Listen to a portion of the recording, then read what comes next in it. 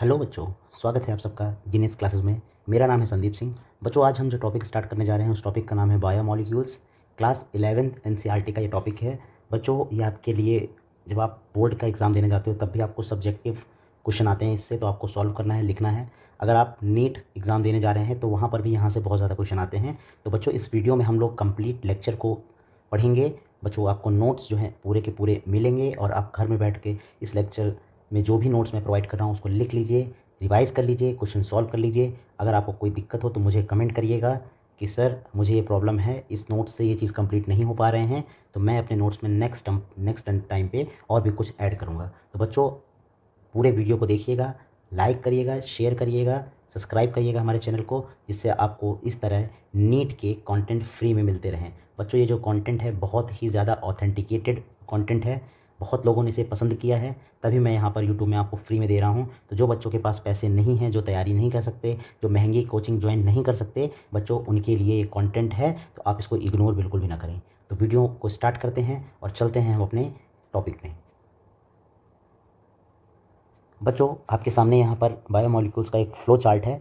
ये चैप्टर का ओवरव्यू है कि हमें किस तरह से इस चैप्टर को पढ़ना है, कैसे तैयारी करनी है चैप्टर में। तो सबसे पहले आप समझो कि जो बायो मॉलिक्यूल्स में आप पढ़ोगे प्रोटीन के बारे में, न्यूक्लिक एसिड के बारे में पढ़ोगे, लिपिड के बारे में बच्चों पढ़ोगे, और यहाँ पर आप पॉलीसेकेराइड के बारे में पढ़ोगे, ठीक है, और एंजाइम्स के बारे में पढ़ोगे। तो इस चैप्टर का सबसे इंपॉर्टेंट पोर्शन यही है। तो जब बच्चों आप बात करते हो, दो तरह के सब्सटेंस आप पढ़ते हो, एक कहते हो आप सर पॉलीमेरिक यूनिट और एक कहते हो मोनोमेरिक यूनिट। तो बताओ कि जो यहाँ पर अमीनो एसिड लिखा है ये पॉलीमेरिक है या मोनोमेरिक है। तो कुछ बच्चे कहेंगे सर ये पॉलीमेरिक है और कुछ बच्चे कहेंगे ये मोनोमेरिक है। अरे बेटा, आज का जो कन्फ्यूजन है वो यही रहता है। तो आप ध्यान दीजिएगा, इस कन्फ्यूजन को आप तुरंत हटा दीजिए। अगर साइज़ में बड़ा है कोई सब्सटेंस तो उसे कहेंगे पॉलीमेरिक, यानी यूनिट बहुत ज़्यादा है, 2 4 6 10 यूनिट का है, उसे बोलेंगे पॉली। और जब हम बात करेंगे इसके सिंपल फॉर्म की, यानी एक ही सब्सटेंस की बात कर लें, उसे कहेंगे मोनो। तो अमीनो एसिड जो है छोटी यूनिट है और ये छोटी यूनिट मिल के क्या बनाती है, प्रोटीन। यानी कहने का मतलब ये हो गया कि एक सर्कल, दो सर्कल, तीन सर्कल, चार सर्कल, इन सब को जोड़ दिया जाए तो एक बड़ा सा स्ट्रक्चर बनता है जिसे हम कहते हैं प्रोटीन। बट हर सर्कल जो है क्या कहलाएगा, अमीनो एसिड कहलाएगा। और ये अमीनो एसिड जो है जुड़ जुड़ के एक स्ट्रक्चर बना लेते हैं जिसे हम प्रोटीन कहते हैं। और यहाँ पर पेप्टाइड बॉन्ड जो है देखने को मिलता है अमीनो एसिड के बीच में। तो ये हमारे बॉडी में सबसे इंपॉर्टेंट रोल प्ले करते हैं, हमारे बॉडी के बिल्डिंग ब्लॉक्स कहलाते हैं। लगभग 20 टाइप के होते हैं, जिसमें एसेंशियल और नॉन एसेंशियल दोनों तरह के प्रेजेंट होते हैं। एसेंशियल में भी आप याद करते हो कि वीआईपी, मैं आपको ट्रिक बना देता हूँ, वीआईपी, हॉल में, टी टी, ये सारे के सारे बेटा क्या हैं, एसेंशियल वाले थे। कौन कौन से, ठीक है, हमारे बॉडी को ज़रूरत है। नाउ हम सेकंड पॉइंट पे बात करते हैं कि जो प्रोटीन होता है बेटा, अमीनो एसिड, ढेर सारे अमीनो एसिड मिलकर क्या बनाते हैं, प्रोटीन बनाते हैं। तो ये प्रोटीन जो है प्राइमरी हो सकता है, सेकेंडरी, टर्शरी और क्वाटनरी। ये हम किसके बेसिस पे बोल रहे हैं, इसके फोल्डिंग के बेसिस पे। किसके बेसिस पे बेटा बोल रहे हैं, फोल्डिंग। कितने प्रोटीन का जो स्ट्रक्चर है फोल्ड होता चला जा रहा है उसके बेसिस पे। नाउ सेकंड पॉइंट पे आते हैं कि न्यूक्लिक एसिड क्या होते हैं। तो ये भी एक टाइप के मैक्रो मॉलिक्यूल होते हैं। अमीनो एसिड कैसे होते हैं, माइक्रो। प्रोटीन कैसे हैं, मैक्रो। मैक्रो मैक्रो क्या होता है, माइक्रो क्या होता है, उसको आगे हम बताएंगे। तो माइक्रो और मैक्रो में डिफरेंस होता है साइज़ का। माइक्रो मतलब छोटा, मैक्रो मतलब बड़ा। तो जो साइज़ में बड़े उसे हम कहेंगे मैक्रो मॉलिक्यूल, जो साइज़ में छोटे उसे कहेंगे माइक्रो मॉलिक्यूल, ठीक है। नाउ कॉम्प्लेक्स ऑर्गेनिक सब्सटेंस भी हम न्यूक्लिक एसिड को कह सकते हैं। उसके बाद न्यूक्लिक एसिड आप जब भी पढ़ते हो तो कहते हो सर हम डीएनए भी पढ़ लेंगे, आरएनए भी पढ़ लेंगे। अगर आप डीएनए पढ़ना चाहते हो तो कह दो सर लेफ्ट हैंड से हम डीएनए अगर पढ़ेंगे तो उसको हम जेड डीएनए पढ़ेंगे, और अगर हम राइट हैंड से डीएनए पढ़ेंगे तो उसको बोलेंगे बी डीएनए। तो राइट, आप जब किताबों में, कॉपियों में या बुक में लिखते हो तो क्या करते हो, आप राइट हैंड से ही तो ज़्यादातर लिखते हो। तो जब आप बुक में लिखो तो राइट हैंड से लिखो। इसका मतलब ये हो गया कि जो बी डीएनए है वो राइट हैंडेड है और जो जेड डीएनए है वो कैसा है बेटा, लेफ्ट हैंडेड है। आरएनए कितने टाइप्स के होते हैं, आरआरएनए, टीआरएनए और mRNA. R for ribosomal, T for transferase, M for messenger, ठीक है। नाउ अगला पॉइंट आता है लिपिड को भी आपको इस चैप्टर में पढ़ना है। लिपिड क्या होते हैं बेटा, ये एसेंशियल कॉन्स्टिट्यूएंट होते हैं और बने हुए होते हैं कार्बन, हाइड्रोजन और ऑक्सीजन के, ठीक है। ज़्यादातर हमारी जो मेम्ब्रेन्स होती हैं लिपिड की बनी होती है, लिपिड की बाइलेयर हम कहते हैं। इनसॉल्युबल होते हैं वाटर में। लिपिड कैसे होते हैं बेटा, इनसॉल्युबल होते हैं। अब आप बात करते हो लिपिड के, तो ये कुछ होते हैं सिंपल लिपिड, कुछ होते हैं कॉन्जुगेटेड लिपिड और कुछ होते हैं डेराइव्ड लिपिड। अच्छा, एनसीईआरटी ने क्या किया है, इनके नाम इस तरह नहीं बोले हैं कि सिंपल है, कॉन्जुगेटेड है, डेराइव्ड है। उसने कुछ एग्जाम्पल लिख दिए कि स्टेरॉइड है, उसने कह दिया सिंपल लिपिड में एक ये एग्जाम्पल है। तो बेटा ये ध्यान देना आप कि सिंपल लिपिड में ट्राइग्लिसराइड का एग्जाम्पल दे दिया, या फिर आप इस तरह से समझिएगा। तो जब हम लिपिड पढ़ते हैं तो हम ये भी पढ़ते हैं कि टाइप्स की, तो सिंपल लिपिड भी है, कॉन्जुगेटेड भी है और डेराइव्ड भी है। सिंपल जो है सैचुरेटेड और अनसैचुरेटेड टाइप का है। अनसैचुरेटेड मतलब डबल बॉन्ड प्रेजेंट है और सैचुरेटेड मतलब डबल बॉन्ड प्रेजेंट नहीं है। कॉन्जुगेटेड में फॉस्फोलिपिड आता है जो कॉन्जुगेशन में प्रेजेंट होते हैं, जैसे फॉस्फोलिपिड है, लेसाइथिन है और सिफेलिन है। लेसाइथिन जो है नाइट्रोजन कंटेनिंग कंपाउंड भी होता है, इसमें नाइट्रोजन ग्रुप भी प्रेजेंट होता है, इसमें फॉस्फोरिक ग्रुप भी प्रेजेंट होता है। तो ये क्वेश्चन कई बार नीट में यहाँ से पूछा जा चुका है। लेसाइथिन हमारे लिए बहुत इंपॉर्टेंट है, ठीक है। जिस तरह महाभारत में कृष्ण बहुत इंपॉर्टेंट रोल प्ले करते थे, उसी तरह से ये क्या है लेसाइथिन में जो इसके लेसाइथिन जो है वो भी बहुत इंपॉर्टेंट रोल प्ले करता है हमारे नीट में। डेराइव्ड में आता है स्टेरॉइड। क्या आता है? स्टेरॉइड, जैसे कि कोलेस्ट्रॉल। नाउ अगर बात करते हैं पॉलीसेकेराइड की, तो ये क्या होते हैं? ब्रांच्ड भी हो सकते हैं और अनब्रांच्ड भी हो सकते हैं। हम आगे पढ़ेंगे कि कौन से ब्रांच्ड हैं और कौन से अनब्रांच्ड हैं, और ये भी पॉलीमर ही हैं। क्या है? पॉलीमर हैं। इनके जो मोनोमेरिक यूनिट होती है उसे कहते हैं मोनोसेक्राइड, या फिर हम डाइसेक्राइड भी कह सकते हैं, ठीक है। बट मोनोमेरिक यूनिट जो है ज़्यादातर हम लोग क्या बोलते हैं? मोनोसेक्राइड को। और इनको जोड़ने के लिए क्या होता है? ग्लाइकोसिडिक बॉन्ड होता है। आगे बढ़ते हैं, एंजाइम्स के बारे में बात करते हैं। एंजाइम्स क्या होते हैं? ये कॉम्प्लेक्स बायोलॉजिकल कैटलिस्ट होते हैं जो प्रेजेंट होते हैं लिविंग ऑर्गेनिज्म में। किसमें प्रेजेंट होते हैं बेटा? लिविंग ऑर्गेनिज्म में प्रेजेंट होते हैं, यानी कॉम्प्लेक्स बायोलॉजिकल कैटलिस्ट होते हैं। कैटलिस्ट का मतलब होता है जो रिएक्शन को तेज कर दें। जब हम खाना खाते हैं तो उस समय डाइजेशन को तेज करने के लिए एंजाइमेटिक प्रोसेस होता है। अच्छा, पॉलीसेकेराइड के टाइप्स कितने होते हैं सर? होमोपॉलीमर और हेट्रोपॉलीमर। अगर हम इनकी बात करें, होमोपॉलीमर क्या होते हैं? तो ये कंपोज होते हैं मैनी मॉलिक्यूल्स के द्वारा, ठीक है। मैनी मॉलिक्यूल्स तो यहाँ पे होता है, होमोपॉलीमर लिखा है ना बेटा। होम मतलब होता है सेम, पॉलीमर मतलब होता है ढेर सारे मॉलिक्यूल्स। अगर सेम टाइप के ढेर सारे मॉलिक्यूल्स अरेंज हो जाके एक स्ट्रक्चर बना लेते हैं तो उसे हम कहेंगे होमोपॉलीमर, जैसे कि स्टार्च है और सेल्यूलोज है, ठीक है। नाउ हेट्रोपॉलीमर क्या होता है बेटा? हेट्रोपॉलीमर जो ये कंपोज होता है more than one type of monosaccharide. यहाँ पर एक से ज़्यादा टाइप के मोनोसेक्राइड जो है देखने को मिलते हैं, तो उसको हम लोग बोलते हैं हेट्रोपॉलीमर, ठीक है। जिसमें एग्जाम्पल आपका आता है मोनोसेक्राइड, ठीक है। क्या आता है बेटा? मोनोसेक्राइड आता है। बेटा बहुत बच्चों को कन्फ्यूजन भी रहता है कि सर स्टार्च जो है उसमें हम लोग एमाइलोज और एमाइलोपेक्टिन पढ़ते हैं, तो बेटा वो दोनों क्या हैं? शुगर ही हैं, इसलिए होमोपॉलीमर का एग्जांपल यहाँ पे आता है, ठीक है। चलिए आगे बढ़ते हैं कि हेट्रोपॉलीमर के एग्जांपल क्या होते हैं। उसमें आते हैं बेटा हमारे पैक्टिन आते हैं। क्या आते हैं? पैक्टिन। तो ये हमारा पूरे चैप्टर का ओवरव्यू था। अब हम टॉपिक को स्टार्ट करते हैं। सबसे पहले देखते हैं, एनसीईआरटी हमसे एक प्रश्न पूछना चाहती है। वो कहती है कि क्या सारे के सारे जो लिविंग ऑर्गेनिज्म हैं वो सेम टाइप के केमिकल एलिमेंट या कंपाउंड के बने हुए होते हैं? क्या इस संसार में जितने भी लिविंग ऑर्गेनिज्म हैं वो सेम टाइप के केमिकल एलिमेंट या कंपाउंड के बने हुए होते हैं? तो आप कहोगे बिल्कुल बिना डरे हुए कि yes sir, all living organism are made up of same element and compound if be perform an analysis. हमसे ये कहा जाए कि चलो एक एनालिसिस करके बताओ कि जो तुम ये बोल रहे हो कि ये बात आप बोल रहे हो कि सेम एलिमेंट या कंपाउंड के सारे लिविंग ऑर्गेनिज्म प्रेजेंट होते हैं, तो उसका एक एनालिसिस करके दिखाओ। तो आपने कहा ठीक है sir, if we perform an analysis of a plant tissue, animal tissue और microbial paste, then carbon, hydrogen and oxygen and several other element are obtained. यानी हमसे निकलने वाले जो ऑर्गेनिक मॉलिक्यूल्स हैं, जैसे कि कार्बन है, हाइड्रोजन है, ऑक्सीजन है, वो सब दोनों में सिमिलर देखने को मिलेगा। अगर ये सिमिलर है तो इससे मतलब ये समझ में आया कि जितने भी लिविंग ऑर्गेनिज्म हैं उनमें जो कॉन्स्टिट्यूएंट है वो सेम है, ठीक है। चलिए आगे बढ़ते हैं वीडियो को। अब समझिए, चलिए कैलकुलेट करते हैं। बहुत इंपॉर्टेंट क्वेश्चन यहाँ से बनते हैं। एलिमेंट कौन कौन से अर्थ क्रस्ट में देखने को मिलते हैं और ह्यूमन बॉडी में देखने को मिलते हैं, ठीक है। तो अगर हम बात करें अर्थ क्रस्ट में, वहाँ भी हाइड्रोजन है, कार्बन है, ऑक्सीजन है, नाइट्रोजन है, सल्फर है, सोडियम, कैल्शियम, मैग्नीशियम, सिलिकॉन। और यही चीज़ सारे के सारे कॉन्स्टिट्यूएंट हमारे ह्यूमन बॉडी में भी देखने को मिल रहे हैं। बस इनका परसेंटेज कम ज़्यादा हो सकता है, किसी में ज़्यादा किसी में कम। अर्थ क्रस्ट में कोई चीज़ ज़्यादा, कोई एलिमेंट ज़्यादा देखने को मिल सकते हैं, और ह्यूमन बॉडी में कोई एलिमेंट कम देखने को मिल सकते हैं। अब क्वेश्चन यहाँ से बनता है जो मैंने यहाँ पर मेंशन किया है नीट का, कि बताओ अर्थ क्रस्ट में सबसे ज़्यादा क्या देखने को मिल रहा है? ऑक्सीजन। क्या आप देख पा रहे हो? सबसे ज़्यादा ऑक्सीजन है। फिर सिलिकॉन देखो, सिलिकॉन है। सिलिकॉन कितना है बेटा? 27.7% है, ठीक है। कैल्शियम कितना है बेटा? कैल्शियम की जब हम बात करेंगे तो कैल्शियम 3.6 है यहाँ पे। और उसके बाद सोडियम जो है वो कितना है बेटा? सोडियम की जब हम बात करेंगे तो सोडियम कितना है? सोडियम आप बताओ कितना है, जल्दी बताओ जल्दी।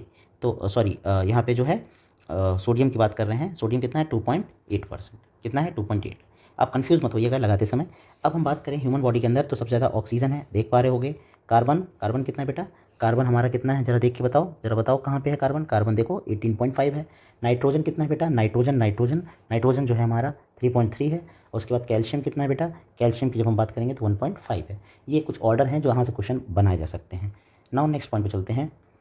अगर हमसे कहा जाए कि सर एक केमिकल एनालिसिस कर दो हमारे लिए, एक बायोमोलिक्यूल्स ले लो और इसमें बता दो कि क्या क्या चीज़ देखने को मिलते हैं, तो आपने कहा कि सर इनऑर्गेनिक भी हैं और ऑर्गेनिक सब्सटेंस भी हैं। इनऑर्गेनिक में मिनरल्स आते हैं, वाटर आता है। ऑर्गेनिक में हमारे दो तरीके के आते हैं, एक हमारा बायो मैक्रोमोलिक्यूल, एक बायो माइक्रोमोलिक्यूल। परिभाषा क्या है, अगर मॉलिक्यूलर वेट जो है 800 डाल्टन से ऊपर है, लिखा क्या है, ग्रेटर है, तो आप कहोगे बायो मैक्रोमोलिक्यूल। और अगर आपने कहा कि लेस देन 800 डाल्टन है, या फिर हम लिखते हैं 18 to 800 डाल्टन, तो इसको हम कहेंगे बायो माइक्रोमोलिक्यूल। और इसमें मेटाबॉलाइट्स भी आते हैं, जैसे कि प्राइमरी मेटाबॉलाइट्स और सेकेंडरी मेटाबॉलाइट्स। ठीक है, तो प्राइमरी मेटाबॉलाइट्स क्या होता है, सेकेंडरी मेटाबॉलाइट्स क्या होता है, उसके बारे में जान लेते हैं थोड़ा सा। उससे पहले हम देखते हैं कि कोई एक सेल है, उस सेल्स में उसका टोटल सेलुलर मास कितना होता है और कौन कौन से कंपोनेंट किसी सेल में प्रेजेंट होते हैं। तो सेल में आयंस भी होते हैं, वाटर भी होते हैं, कार्बोहाइड्रेट भी होती है, लिपिड भी होती है, प्रोटीन भी होती है, न्यूक्लिक एसिड भी होती है। आयंस किसी सेल में 1% होता है, वाटर जो है 70 से 90% होता है, कार्बोहाइड्रेट 3% होता है, लिपिड 2% होता है, प्रोटीन 10 से 15% होता है, न्यूक्लिक एसिड 5 से 7% होता है। तो सबसे ज़्यादा किसी सेल में कॉन्स्टिट्यूएंट जो होता है वो आपका होता है वाटर। वाटर के बाद क्या होता है, प्रोटीन। प्रोटीन के बाद बेटा क्या होता है, न्यूक्लिक एसिड। न्यूक्लिक एसिड के बाद होता है कार्बोहाइड्रेट, फिर होता है लिपिड और देन आयंस होते हैं। तो ये इसका ऑर्डर है। अब बेटा अगले एनालिसिस में चलते हैं कि सपोज डैट आपसे ये कहा जाए कि सर आपने तो सब कुछ समझा दिया, हमें समझ में भी आ गया, अब आप एक काम करो, हमें थोड़ा एनसीईआरटी से अकॉर्डिंग समझा दो। तो मैंने बोला ठीक है बेटा, चलो समझाते हैं। हमने कहा कि यहाँ पे पत्ती है और लिविंग टिश्यू है, दोनों टिश्यू ही है एक तरह से। तो लिविंग टिश्यू इधर वेजिटेबल्स का ले लो या फिर पीस ऑफ लीवर ले लो। और जब हमने क्या किया, इसको सुखा दिया, यानी इससे क्या निकल गया बेटा, वाटर निकल गया। जब वाटर निकल गया तो जो बचा उसे हम कहेंगे ड्राई वेट। हमने इसको जला दिया तो प्लांट ऐश यानी राख में कन्वर्ट हो गया, क्योंकि पत्ती जलाई है इसलिए प्लांट ऐश हो गया। इसमें मिनरल्स प्रेजेंट होंगे बेटा, क्या प्रेजेंट होंगे, मिनरल्स होंगे। ठीक है, नाउ ये क्या है, वाटर तो निकल गया, कुछ मिनरल्स और भी रहे होंगे। ठीक है, CO2 एंड वाटर जो है वेपर यहाँ से रिमूव हो गई, जैसे हमने इसको जला दिया। तो इसमें क्या पाया जाता था, इसमें कुछ एलिमेंट पाए जाते थे, जैसे कैल्शियम और मैग्नीशियम जलाने के बाद देखने को मिल रहे हैं। उसके बाद इनऑर्गेनिक कंपाउंड भी इसमें देखने को मिल रहे हैं, जैसे कि सल्फेट है, फॉस्फेट है ना। ये सारे के सारे जो है ऑर्गेनिक कंपाउंड भी यहाँ पर देखने को इनऑर्गेनिक कंपाउंड भी यहाँ पर आपको देखने को मिल रहे हैं। नीट में यहाँ से क्वेश्चन बन जाते हैं। फिर हमने कहा कि सर एक और मेथड बताओ, आप कैसे करेंगे, हम कैसे बताएं कि कौन सा वाटर कौन सा एसिड सॉल्युबल है और कौन सा एसिड इनसॉल्युबल है एनसीईआरटी के अकॉर्डिंग। तो हमने कहा बेटा ठीक है, जाओ आप दुकान से ट्राईक्लोरोएसिटिक एसिड ले आओ और एक पिस्टल ले आना, एक मोर्टार ले आना। मोर्टार क्या है, एक कटोरा नामक स्ट्रक्चर है, और पिस्टल जो है एक रॉड लाइक स्ट्रक्चर है। हमने क्या किया, इसको लिया और इसमें हमने वेजिटेबल या लीवर का पीस डाल के उसको ग्राइंड करना स्टार्ट किया। बट ग्राइंड करने से पहले हम उसमें ट्राईक्लोरोएसिटिक एसिड डाल देंगे। जब हमने ग्राइंड किया इसको तो लिविंग टिश्यू जो है टूटने लगा, और जब ये टूटेगा तो ये थिक स्लरी में कन्वर्ट हो गया। और थिक स्लरी को हमने इस पेपर से जिसे हम चीज़ क्लोथ या फाइन कॉटन भी कहते हैं, इससे छानना स्टार्ट किया। जो कुछ इसके ऊपर रह गया उसको हमने कहा कि एसिड में ये घुला नहीं है, इसलिए क्या हो गया, ये एसिड कैसा हो गया बेटा, एसिड इनसॉल्युबल। और जो इस पेपर से नीचे गिर गया वो कहलाएगा एसिड सॉल्युबल। तो दो कंपोनेंट देखने को मिलते हैं, एक मिलता है एसिड सॉल्युबल और एक मिलता है एसिड इनसॉल्युबल। अब समझिएगा, एसिड सॉल्युबल और एसिड इनसॉल्युबल का और भी नाम है। जो ऊपर रह जाए यानी उस कपड़े के अंदर रह जाए उसे कहेंगे बेटा रिटेंटेट, और जो फिल्टर हो जाए उसे कहेंगे फिल्ट्रेट। तो रिटेंटेट में कौन कौन से आए होंगे, जिसका साइज़ बड़ा होगा। जब साइज़ बड़ा होगा तो कहेंगे कार्बोहाइड्रेट सर, प्रोटीन और न्यूक्लिक एसिड जो हैं ये सारे के सारे हमारे बायो मैक्रो मॉलिक्यूल हैं, साइज़ में बड़े हैं। तो हमने कहा कि ऐसे ऑर्गेनिक मॉलिक्यूल जो एसिड इनसॉल्युबल फ्रैक्शन, इनसॉल्युबल मतलब यहाँ पर जो देखने को मिल रहे हैं ये क्या है, सारे घुले नहीं हैं, तो कैसे बेटा, इनसॉल्युबल हैं। कैसे हैं, इनसॉल्युबल हैं। तो जब ये इनसॉल्युबल हैं तो इसे कहेंगे एसिड इनसॉल्युबल फ्रैक्शन। यानी ऐसे ऑर्गेनिक मॉलिक्यूल जो प्रेजेंट होते हैं एसिड इनसॉल्युबल फ्रैक्शंस में, इन्हें हम क्या बोलते हैं, इन्हें हम पॉलीमर भी बोलते हैं। बट इसमें कौन इंक्लूड नहीं किया, हमने कार्बोहाइड्रेट का नाम लिया, प्रोटीन का नाम लिया, न्यूक्लिक एसिड का नाम लिया, इन्हें हमने क्या कहा, बायोमॉलिक्यूल्स कह दिया, और भी बायो मैक्रोमॉलिक्यूल कह दिया। बट हमने लिपिड को बायो मैक्रोमॉलिक्यूल नहीं कहा। हम इसको कब कहेंगे इसके बारे में समझिएगा। उससे पहले आप जान लीजिए कि अगर किसी बायोमॉलिक्यूल्स का मॉलिक्यूलर वेट 800 डाल्टन से ऊपर है तो इसे कहेंगे बायो मैक्रो मॉलिक्यूल, और अगर इसका मॉलिक्यूलर वेट 800 डाल्टन या 18 डाल्टन से क्या है बेटा, नॉट मोर देन है यानी कम है, तो इसे कहेंगे बायो माइक्रोमोलिक्यूल। अगर हम लिपिड की बात करें, लिपिड जो है हाइड्रोफोबिक है और ये वेसाइकिल बना लेता है, so they are considered as bio macromolecule, यानी लिपिड को हम बायो माइक्रोमोलिक्यूल कहेंगे, बट जब ये वेसाइकिल बना लेगा तो साइज़ में बड़ा दिखने लगेगा, इसलिए कहेंगे बायो मैक्रोमोलिक्यूल, बट ये स्ट्रिक्टली बायो मैक्रोमोलिक्यूल नहीं है। ठीक है। अब फिल्ट्रेट में क्या देखने को मिला, फिल्ट्रेट जो है एसिड सॉल्युबल फ्रैक्शन का पार्ट है। ऐसे ऑर्गेनिक मॉलिक्यूल जो एसिड में घुल गए थे are known as bio micromolecule. भूलिएगा नहीं, बहुत छोटा सा कॉन्सेप्ट है, परेशान मत होइएगा, समझ जाएंगे आप। आगे बढ़ते हैं, तो जरा मैं एक बार क्वेश्चन थोड़े लगवा देता हूँ। Which of the following is most abundant element present in human body, तो आप आंसर कहोगे sir oxygen. Which of the following correct descending order of animal in element in human body, तो आप कहोगे सर कार्बन जो है oxygen है, carbon है, हाइड्रोजन है और नाइट्रोजन है। उसके बाद कहोगे आप most abundant and least abundant element on earth crust, तो मोस्ट अबेंडेंट जो ज़्यादा मात्रा में देखने को मिलता है वो ऑक्सीजन है और लीस्ट मात्रा में कौन है, नाइट्रोजन है। आप इसको रेशियो पढ़ सकते हो उस चार्ट से और आप आंसर लगा सकते हो। चलिए आगे बढ़ते हैं। अगली कहानी आती है हमारी मेटाबोलाइट्स की। हमने कहा कि सर बायो माइक्रोमोलिक्यूल और माइक्रोमोलिक्यूल का तो आपने डिफरेंस बता दिया, बट आपने जब ये बताया कि बायो माइक्रोमोलिक्यूल, हमने कहा बायो माइक्रोमोलिक्यूल, तो बायो माइक्रोमोलिक्यूल में आपने प्राइमरी और सेकेंडरी मेटाबोलाइट्स का भी जिक्र किया था। तो हमें पहले ये बताओ कि मेटाबोलाइट्स होते क्या हैं। तो हमने कहा बेटा मेटाबोलाइट्स क्या होते हैं, इंटरमीडिएट प्रोडक्ट होते हैं मेटाबॉलिज्म के। मेटाबोलाइट्स क्या होते हैं, मेटाबोलाइट्स जो है कैसे होते हैं, इंटरमीडिएट प्रोडक्ट होते हैं मेटाबॉलिज्म के। और मेटाबॉलिज्म क्या होता है, हमने कहा कि ऑल केमिकल रिएक्शंस जो इन्वॉल्व होती है और हमारे बॉडी में मेंटेन करती है हमारे लिविंग स्टेट ऑफ सेल को, तो हम उसे क्या बोलते हैं, मेटाबॉलिज्म। या फिर कभी कभी परिभाषा ऐसे लिखते हैं कि sum total of all chemical reactions occurring in our body continuously to maintain और physiological conditions are known as metabolism. और इस मेटाबॉलिज्म को रेगुलेट करने के लिए जो इंटरमीडिएट प्रोडक्ट्स बनते हैं उसे हम क्या बोलते हैं बेटा, मेटाबोलाइट्स। तो मेटाबोलाइट्स प्राइमरी भी हो सकते हैं, सेकेंडरी भी हो सकते हैं। ये हमारे ग्रोथ में, डेवलपमेंट में और रिप्रोडक्शन में पार्टिसिपेट जो करते हैं उसे कहते हैं प्राइमरी, और प्राइमरी के ही मॉडिफिकेशन से जो बनते हैं उसे हम क्या बोलते हैं, सेकेंडरी। क्या बोलते हैं बेटा, सेकेंडरी। आगे बढ़ते हैं, तो हम थोड़ा सा डिटेल में पढ़ लेते हैं प्राइमरी मेटाबोलाइट्स क्या होते हैं। तो प्राइमरी मेटाबोलाइट्स जैसे मैंने आपको बताया कि ग्रोथ, रिप्रोडक्शन और डेवलपमेंट में पार्टिसिपेट करते हैं, यानी इनका बेसिक या मेन काम जो है ग्रोथ कराना बॉडी में, डेवलपमेंट कराना और रिप्रोडक्शन में पार्टिसिपेट करते हैं किसी भी ऑर्गेनिज्म के। They are the key component in maintaining the normal physiological process. हमारे बॉडी के जो नॉर्मल फिजियोलॉजिकल प्रोसेस होते हैं, है ना, हमारे बॉडी को स्थिर बनाए रखने के लिए जो प्रोसेसेस होते हैं, उन ये की कॉम्पोनेंट होते हैं जो हमारे बॉडी को स्थिर बनाते हैं। जैसे कि एथेनॉल है, लैक्टिक एसिड है, सर्टेन अमीनो एसिड है, मोनो एंड डाइग्लिसराइड है, फैटी एसिड, स्टेरॉल और न्यूक्लिक एसिड होते हैं। ये सारे के सारे हमारे बॉडी में ग्रोथ, डेवलपमेंट और रिप्रोडक्शन में हेल्प करते हैं और इनका बहुत ज़्यादा रोल होता है। अगला पॉइंट क्या है, formed by the breakdown of bio macromolecule. मैंने आपको बताया कि जो ये मेटाबोलाइट्स होते हैं ये बायो मैक्रोमोलिक्यूल के ब्रेकडाउन से ही बनते हैं। अगला पॉइंट ये है कि they are found in living cell and have definite role. ये लिविंग सेल में देखने को मिलते हैं और इनका एक निश्चित काम होता है। निश्चित, तो आप याद रखिएगा कि ऐसा मेटाबोलाइट्स का नाम बताओ जिसका काम निश्चित होता है, तो आप कहोगे ग्रोथ, डेवलपमेंट और रिप्रोडक्शन सिर्फ प्राइमरी मेटाबोलाइट्स का निश्चित काम होता है। प्राइमरी मेटाबोलाइट्स के मॉडिफिकेशन से बनते हैं हमारे बेटा सेकेंडरी मेटाबोलाइट्स। तो हम कह सकते हैं ये भी एक तरह के ऑर्गेनिक कंपाउंड होते हैं जो प्रोड्यूस होते हैं through the modification of primary metabolites. और इनका जो इम्पॉर्टेंट रोल होता है वो ग्रोथ, डेवलपमेंट और रिप्रोडक्शन नहीं होता है, डू नॉट लिखा है, तो do not play role in growth, development and reproduction but form during the end और near the stationary phase of growth. जब प्लांट की हाइट मैक्सिमम हो चुकी होती है या स्टेशनरी फेज में चली जाती है, उस समय ये मेटाबोलाइट्स निकलते हैं और अपना काम करते हैं। इनका मेन काम क्या होता है, इकोलॉजिकल फंक्शन को मेंटेन करना, डिफेंस मैकेनिज्म की तरह काम करते हैं, कभी कभी ये एंटीबायोटिक्स की तरह बिहेव करते हैं और कभी कभी ये पिगमेंट निकालने में पार्टिसिपेट करते हैं। ठीक है, जिससे प्लांट को बचाया जा सके, डिफेंस किया जा सके, पॉलिनेटर्स को अट्रैक्ट किया जा सके। ठीक है, तो आप समझिए इकोलॉजिकल रोल क्या है अकॉर्डिंग टू एनसीईआरटी। हम इसको समझाना चाहेंगे आपको कि इकोलॉजिकल फंक्शन क्या है।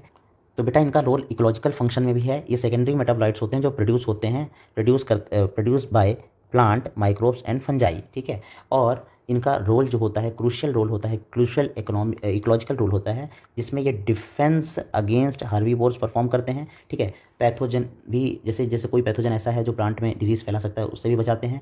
कभी कभी ये अट्रैक्ट करते हैं हार्बीवोर्स को एंड पैथोजन को भी अट्रैक्ट करते हैं और उसके साथ साथ पॉलिनेटर को भी अट्रैक्ट करते हैं and influence interaction with other organism and their environment. तो कुल मिला के इनका इकोलॉजिकल रोल है जिससे पॉलिनेशन जैसी प्रक्रिया भी हो सके। डिफेंस में भी काम करते हैं, मेटाबॉलाइट्स एज केमिकल डिफेंस की तरह काम करते हैं against herbivores, pathogen and other biotic stress. ठीक है, alkaloids, flavonoids, rubber, essential oil, antibiotics, coloured pigment, scents, gum, spices, ये सारे के सारे जो एग्जाम्पल हैं वो सेकेंडरी मेटाबॉलाइट्स के हैं। आगे बढ़ते हैं, कुछ एग्जांपल्स एनसीईआरटी हमें समझाना चाहती है सेकेंडरी मेटाबॉलाइट्स के एग्जांपल क्या होते हैं। तो आप याद रखना कि पिगमेंट में जो एनसीईआरटी लिखती है वो कैरोटीनॉइड्स और एंथोसाइनिन का नाम लिखती है। एल्केलॉइड्स में मॉर्फिन और कोडीन, टर्पिनॉइड्स में मोनोटर्पिन्स और डाइटर्पिन्स, एसेंशियल ऑयल में लेमन ग्रास ऑयल, टॉक्सिन में आता है एब्रिन, अरे भैया टॉक्सिन रिमूव करते हैं, एब्रिन और राइसिन। लेक्टेंट्स क्या होते हैं जैसे कोल्कावेलिन ए। ड्रग्स का एग्जाम्पल क्या है, विनब्लास्टिन और कुमिन। ठीक है, और पॉलीमेरिक सब्सटेंस में रबर, गम्स और सेल्यूलोज। ये मैचिंग के क्वेश्चन बहुत बार यहाँ से बनते हैं, तो ये नीट के लिए रामबाण है, रामबाण है, याद रखना, भूलना नहीं इस चीज़ को। नाउ आगे बढ़ते हैं, थोड़ा क्वेश्चन देख लेते हैं। क्या लिखा है बेटा, secondary metabolite that act as toxin, तो क्या आएगा, abrin. Secondary metabolites that is alkaloid in nature, codeine, है ना। ठीक है, कोडीन और morphine. The what are anthocyanins, ये एक टाइप के बेटा क्या होते हैं, पिगमेंट होते हैं। बायो मैक्रो मॉलिक्यूल्स क्या होते हैं, हमने कहा कि सर हमने बायो माइक्रो मॉलिक्यूल के बारे में तो पढ़ लिया, अब हम बात करते हैं बायो मैक्रो मॉलिक्यूल। तो ऐसे ऑर्गेनिक मॉलिक्यूल जो एसिड इनसॉल्युबल फ्रैक्शन में प्रेजेंट थे और ये पॉलीमर भी होते हैं, इसे हम क्या कहते हैं, बायो मैक्रो मॉलिक्यूल। ये इनका मॉलिक्यूलर वेट 800 डाल्टन से ऊपर होता है, मोर देन लिखा है, और ये लेस सॉल्युबल होते हैं और कॉम्प्लेक्स फॉर्मेशन करते हैं, यानी बड़े बड़े स्ट्रक्चर बनाते हैं, पॉलीमेरिक फॉर्म में प्रेजेंट होते हैं। एसिड इनसॉल्युबल फ्रैक्शन में हमारा प्रोटीन था, न्यूक्लिक एसिड था, पॉलीसेकेराइड, और लिपिड को हम कब लिए थे, जब ये वेसाइकिल बना रहा था। ठीक है, अगर हम कहते हैं कि अगर मॉलिकुलर वेट जो लिपिड का नॉट एक्सीड करता है 800 डाल्टन में, but it come under the insoluble fraction. एक कहानी ये हो गई कि लिपिड को आप कह भी रहे हो कि 800 डाल्टन से इसका मॉलिकुलर वेट एक्सीड नहीं करता, फिर भी आप इसको उठा के डाल रहे हो कहाँ पे, लिपिड इनसॉल्युबल फ्रैक्शन में। ऐसा क्यों कर रहे हो, ऐसा इसलिए कर रहे हो because lipid are arranged in a structure like cell membrane. When tissue are grinded the pestle mortar, these membranes are broken, यानी सेल मेम्ब्रेन की बात कर रहा है, these membranes are broken and form vesicle which are water insoluble. Lipid are not strictly bio macromolecule, यानी lipid जो है कोई बायो मैक्रोमोलिक्यूल नहीं है। क्यों नहीं है, क्योंकि उसकी मॉलिकुलर वेट का जो परिभाषा है एक्सीड करना चाहिए 800 डाल्टन से, वो नहीं करता है। बट ये क्या करता है, वेसाइकिल बना के बड़ा स्ट्रक्चर दिखने की तरह बिहेव करता है। जैसे कुछ लोग क्या होते हैं, बड़े बड़े रईसों जैसे बनने के लिए क्या करते हैं, उस तरह से लाइफ स्टाइल अपना लेते हैं, बट वो होते नहीं हैं, तो हम उनकी कैटेगरी में उनको रख नहीं सकते। बट लोगों के नज़र में क्या होता है, वो बड़े लोग कहलाते हैं। Acid insoluble fraction include macromolecule from cytoplasm और ऑर्गेनल्स। तो बेटा आज हम यहीं तक पढ़ेंगे। आज हमने जो है बेसिक थोड़ी सी चीज़ें हैं जो एनसीईआरटी के अकॉर्डिंग है, हमने पढ़ ली। इसमें हम लोग ने ये पढ़ा ओवरव्यू, हमने ये पढ़ा कि प्राइमरी मेटाबॉलाइट्स क्या होते हैं, सेकेंडरी मेटाबॉलाइट्स क्या होते हैं, क्या उसका इकोलॉजिकल रोल है, कौन कौन से उसके एग्जाम्पल हैं, कौन सा बायो मैक्रो मॉलिक्यूल है, कौन सा बायो माइक्रो मॉलिक्यूल है। ये सारी की सारी चीज़ें हमने लेक्चर फर्स्ट में पढ़ लिया है। नेक्स्ट लेक्चर में हम कार्बोहाइड्रेट के बारे में पढ़ेंगे, देन प्रोटीन के बारे में, लिपिड के बारे में पढ़ते चले जाएंगे। तो आप वीडियो को लाइक करिएगा, सब्सक्राइब करिएगा, शेयर करिएगा। बच्चों ये सब फ्री में कंटेंट है, तो आप शेयर करिए अपने दोस्तों के साथ, और अगर आपको कंटेंट अच्छा लगता है तो मेरे वीडियो को जितना हो सके शेयर करिए। धन्यवाद।